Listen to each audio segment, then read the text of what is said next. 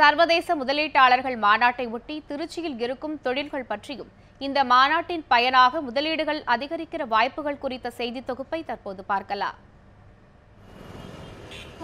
தமிழகத்தின் மைய பகுதியில் அமைந்துள்ளது திருச்சி. இங்கு பேருந்து நிலையம், சர்வதேச விமான நிலையம், ரயில் நிலையம் மற்றும் மத்திய அரசு நிறுவனமான பெல், படைக்கலன் உற்பத்தி தொழிற்சாலை, ரயில்வே பணிமனை போன்ற தொழிற்சாலைகள் உள்ளன. அரசு துறைகள் அதிகம் இருப்பினும் ஆண்டிற்கு பல லட்சம் பட்டதாரிகள் கல்லூரி படிப்பை முடித்து வெளியேறினாலும் அவர்களுக்கான வேலைவாய்ப்பினை அரசு துறைகளால் அளிக்க இயலாது.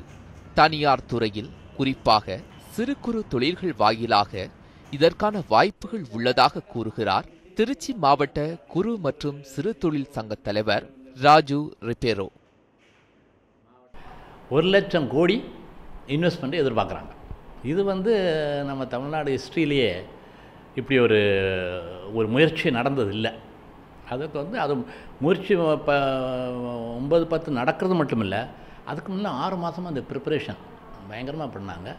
போன மாதத்தில் எல்லாமே ஃபைனல் பண்ணாங்க. இப்போ அந்த மீட்டிங் நடக்க போகுது. இதில் வெளிநாட்டு கண்ட்ரி, நான் இப்போ சொன்ன போல் 8 கண்ட்ரி வருது. இது நிறைய இது நம்ம மாவட்ட பொறுத்தளவில் ஒரு 500 கோடிக்கு இன்வெஸ்டர்ஸ் ரெடியாக இருக்காங்க முதலீடு பண்ணுறதுக்கு நம்ம டிஸ்ட்ரிக்டில். இது போல் ஒவ்வொரு டிஸ்ட்ரிக்ட்லேயும். திருச்சியில் உள்ள பெல் எனப்படும் பாரத மிகுமின் நிறுவனத்தை சார்ந்து துவாக்குடி, திருவெரும்பூர், மாத்தூர், விராலிமலை, கீரனூர் உள்ளிட்ட பகுதிகளில் ஏராளமான சிறு குறு தொழில் நிறுவனங்கள் செயல்பட்டு வந்தன. பெல் நிறுவனத்தில் உற்பத்தி திறன் குறைந்ததால் சிறு குறு தொழில் நிறுவனங்கள் மூடப்பட்டு சுமார் 10,000க்கும் மேற்பட்ட தொழிலாளர்கள் வேலை இல்லாமல் மாற்று வேலை தேடி சென்றுவிட்டனர். தொழில் பண்ணுறதுன்னு தெரியாமல் ஆரம்பித்து தடுமாறிக்கிட்டு ஓடிக்கிற கம்பெனி தான் இதுக்குள்ளே இருக்குது.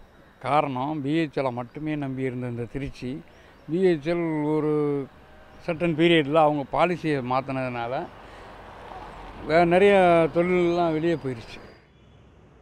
திருச்சியில் செயல்பட்டு வரும் சிறு குறு தொழில் நிறுவனங்கள் செயல்பட தேவையான முதலீடுகளை ஈர்க்க அரசு நடவடிக்கை எடுக்க வேண்டும் என்பது இத்தொழிலில் ஈடுபட்டுள்ளோர்களின் எதிர்பார்ப்பாக இருக்கிறது. சர்வதேச முதலீட்டாளர்கள் மாநாடு நடைபெறுவது வரவேற்கும் வகையில் இருந்தாலும் திருச்சி பெல் நிறுவனத்தை சார்ந்து 10,000க்கும் மேற்பட்ட தொழில் நிறுவனங்கள் இயங்கி வருகின்றன. தற்போது சரிவர இந்த பணியாணை கிடைக்காததால் லட்சத்திற்கும் மேற்பட்ட தொழிலாளர்கள் வேலை இழக்கும் நிலைக்கு தள்ளப்பட்டுள்ளனர். இந்த மாநாட்டின் மூலம் தற்பொழுது திருச்சி பெல் நிறுவனத்தில் வழக்கம்போல் பணியாணை கிடைக்க நடவடிக்கை எடுக்க வேண்டும் என்பதே இந்த தொழிலாளர்களினுடைய வேண்டுகோளாய் உள்ளது. ஒளிப்பதிவாளர் கார்த்திகுமாருடன் மகாலிங்கம், நியூஸ் 7 தமிழ், திருச்சி.